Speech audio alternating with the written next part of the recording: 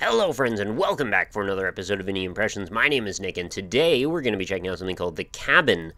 Today being Valentine's Day, I was of course on the lookout for something that would be thematically appropriate, and I figured what could be more romantic than hanging out in a cabin and doing a little bit of first-person escape the room style gameplay. I'm not sure why you would want to escape a cabin because it seems quite romantic. In fact, we've got this lovely roaring fire, we got the stag skull on the wall there, and of course a beautiful snow globe that seems to be producing an endless amount of snow from the top of it. I'm not sure that's exactly how those work, but let's not get too caught up in the minutiae and the details here. So The Cabin is actually an entry from the 7-Day FPS Game Jam from 2014, and the goal basically, as it says here in this little blurb beneath the game itself, the goal is to explore the cabinet's mysteries and ultimately find your way out. So let's look at the credits very briefly before we start up there. We've got a list of Twitter handles. Strange not to put your actual names there, but fair enough. Let's actually start it up. Oh, what do you know? We're in the cabin already. Well, let's get acclimated here. What's all this about? The key is a broken heart. Oh my goodness. Well, I don't know. Maybe we're not going to come across something so thematically consistent after all. Why are these strange scrawlings carved into the wall of our romantic cabin? WASD to move, rotate item on E, flashlight on F when found. That's very kind of them to make sure we have that description there. Zoom on right mouse and interact on left mouse. Okay, fair enough. Looks like we've got a safe right here. We've got a bathroom with no door. That's slightly strange, maybe. We've got some candles. We've got a drawer here that I can't seem to open. Door there that doesn't seem to budge. A gramophone. It's always good to take stock whenever you start out in one of these sorts of experiences. I always like to know what's at my disposal. We've got a knife. Alright, we'll see if we can do something with that, maybe. We've got... Oh, what is this on the floor here? This looks like a door or something. Alright, maybe we'll get to that later. I'm actually quite a fan of escape the room style games. For some reason, I find them kind of therapeutic in that you have to really pay close attention to things. The only problem comes out with... when sometimes the solutions to things just are kind of arbitrary, and I guess it's the same trope with point-and-click adventure games. A lot of the time, the solutions are just completely just random stuff that the developer thought up with to just kind of throw you off the trail. I prefer things that make sense, because of physics or reality, things that make sense because I've actually lived in the world a little bit, and you can kind of put two and two together. What's all these cloths on everything? We've got some cloths covering up all the plates there. We've got a cloth laying on top of this for some reason.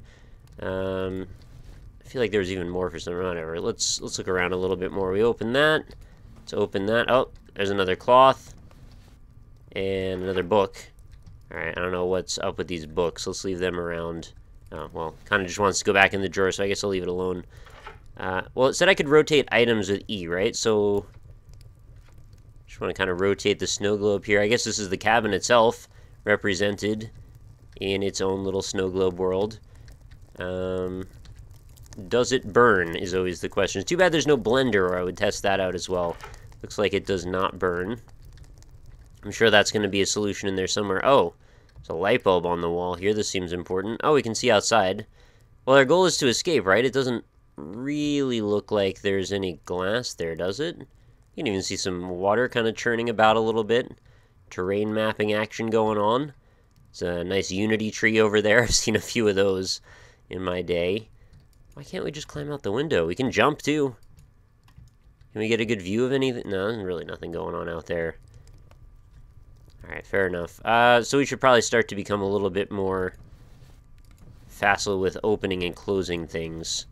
Ah, there's our broken heart that we need to grab. Can we just... Yeah, just drop it on the floor. Fair enough. Alright, so that's our key. Key's gonna open that door right there. I guess we could just kind of kick this out of the way if it... No, I guess I can't interact with it once it's broken. It seems surprisingly rare that you run into a first-person escape the room game. For some reason, it seems like people just really prefer the point-and-click methods for that. This feels like it would be so much more conducive to an enjoyable time, so you can actually take your time and look around and kind of really take in the sights. As long as you keep the scenario fairly small, I think it could be quite frustrating if you end up in a very large area and you really have to take your time and kind of weed through every single bit and piece that's available to look at. Okay, seems to be quite dark in this corner of the room here. There's a chest on the floor that doesn't open. We've got a bed. We've got a bust with a missing head. And some candles. I can't duck, by the way, in case you're wondering. There's no alter control, doesn't do anything here, neither does Z.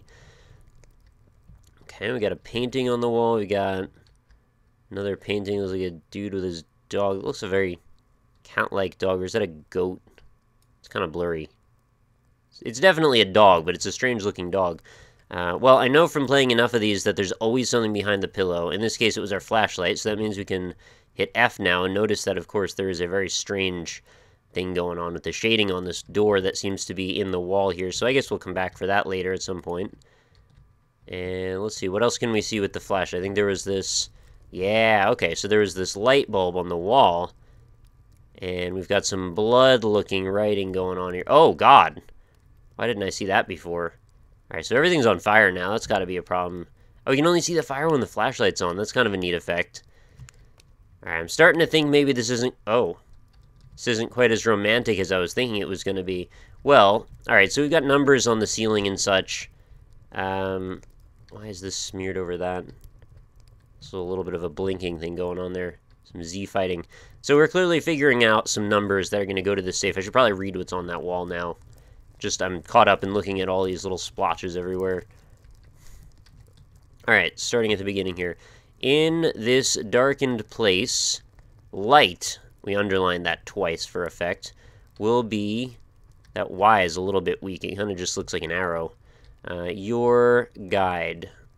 Take it in your hands to find out those that hide. Oh, it rhymes, because that's always fun to do when there's horror stuff. The first clue is crouching just... where flames can come to life. Alright, so there. Done. 8. 8 is our number. 8 is enough. The second is upon a man who watches you at night. Oh, we're still doing the rhyme scheme. Okay, cool. Life... Wait. No, I thought it said light. Light, night. No, that's not it. Okay, so a man that watches you at night. The bed's in here, so I figured it's either the painting or it was the bust, and it's the painting. So 8-0, 2 down. I know there's one up there. There. Where is the next one? Third is trapped inside a world, forever snowy weather. Okay, the rhyme scheme is gone now. Oh, okay. 804, and I guess there's usually what, four digits on these things. Last, you need just look above. Wow, there's a little picture too, just in case I couldn't get it. And put it all together. I missed when we had a rhyme scheme. Oh, there's some blood on the toilet also. Also, the toilet doesn't have a lid. Or, I guess maybe that could be the flusher on the top. I can't interact with it, unfortunately. So it was 8041, right? Is a 4 under here? Yeah. Alright, let's do this. Use safe. It's got a nice interface. 8041. Correct. Open the handle. And there's a porcelain-looking head that's obviously going to go back on the bus. The puzzles here may be a little bit simplistic, but I do have to reward their ingenuity for taking the time to actually make this kind of dual visual thing going on, where everything seems to appear relatively normal, and then you get the flashlight, and well, everything just kind of goes to hell all of a sudden. I kind of find that interesting. So it looks like we can now press the wall panel, which is very mysterious. Oh god, it's a little creepy as well. Oh, where are we going to go with this? The mystery abounds. Oh. Really? Okay, so there's a freaking video camera sitting here, filming the bathroom. And this is the window that I thought we could escape from, I guess. And instead of there being anything outside, it's just a freaking hologram or something. I don't know how that worked exactly. And this seems to be the coin that we were interested in, that we need to open up that chest. So, done. Figure that out. Can't interact with this camera in any way. Probably better that I don't see what's on it, if there's anything on it. So let's just say there's not. Not very romantic, all of that. Anything up with this door? No. Just wanted to make sure. Alright, put the coin in the top. There's our record. Record is going to do something, presumably, because gramophone here. Put record, turn, play. Can I get out? Still can't get out. Can't I just bust down the door? Oh, it made the trap door open. What about underneath? Still can't access that. I feel like... Oh, all the items I've been... This is our inventory, apparently. It's got a visual inventory just sitting on this table. Alright, cool. I'll take the snow globe with me for good luck. Although I should probably try putting some of these books in the fire too, right? That's just in case. How many books can we stack up in here?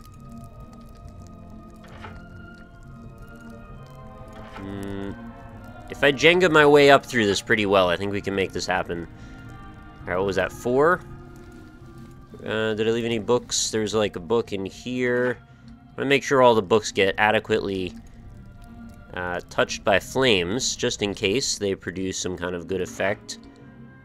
Maybe the extra added smoke will choke the demons out of the cabin. I don't know. Could be anything going on in here. Oh, there's that other one. And I think that's all the books.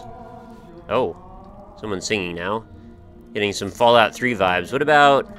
What's this knife for? Maybe I should take the knife with me into this. Oh, there's another book in the safe. This is kind of important for the alternate ending, I'm sure. Gotta make sure all the books get burned up. Did I just drop the knife and it's gone now? Did I drop it into the hole? Oh, somebody kicked a piece of that heart down into there. Seriously? The knife was my only defense. You get to go down there too. Can't do anything with the plates. Can't take the plate out of the sink, unfortunately. Can't do anything with the record. Oh, looks like there's supposed to be a slot on the side that might open up. Oh, I guess it's just symmetrical. Never mind. I wonder if there was meant to be more interactivity with some of these bits that are... They look like there's supposed to be puzzles associated with them, but there's just kind of nothing happening. Oh, the pillow's definitely got to burn too. Or I could take that with me. Alright, just put something inside the pillow. And we'll uncover it by... Really? That's the most obvious puzzle, honestly. To have just something burn away and reveal. That is a gigantic bust. Think about waking up next to that. It's like, it's gotta be 3 feet tall. Right? And it also doesn't seem to cast a shadow, which is dubious in its own right, I suppose. Fisherman painting doesn't have... Alright, well, I think we've kind of exhausted all our options here. I wish I could get my knife back. But it looks like that is not the reality that we get to embrace. Uh-oh. Oh, there's a tunnel of light. Tunnels of light are always bad news. Is this where the skeletons come out? Notice we don't just immediately, like, go outside. We've got to go through a tunnel of dirt, of course. And who knows what kind of specters could be lurking below. Oh! The cabin. Darn. That was actually really getting me interested. I wanted to see where we're gonna go.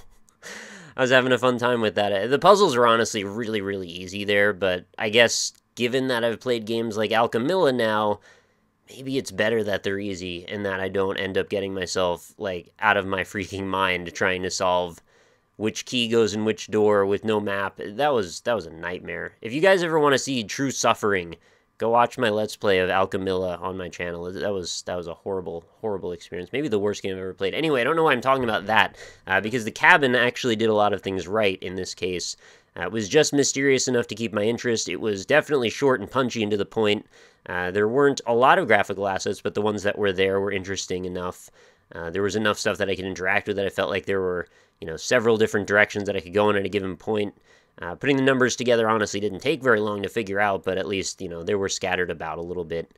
I just wish there was maybe a little bit more complexity or literally just more geography that I could have explored there. But again, it's a game jam game, and 7-day FPS games are, what are those, 48 or 72 hours? Either one is not a very long amount of time to make anything, really. So given that, I think they did a fantastic job with the cabin. I would definitely play another game by them, and I would be interested in even seeing an expanded version of this very game, where you might end up after you get through that dirt tunnel. Who knows, but I would like to find out.